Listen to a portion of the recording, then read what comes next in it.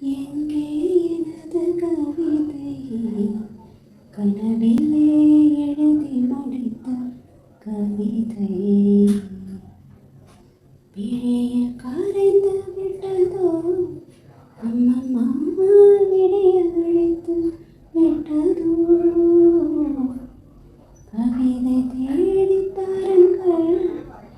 இல்லை என் கனவை மீட்டு தாருங்கள் எங்கே எனது கவிதை கனவிலே எழுதி முடித்த கவிதை மாலை அந்திகளில் மனதின் சந்தங்களில் தொலைந்த முகத்தை மனம் தேடுதே வெயிலில் தாரழகும் தவிர வீதிகளில் மையல் கொண்டு மலர் வாடுதே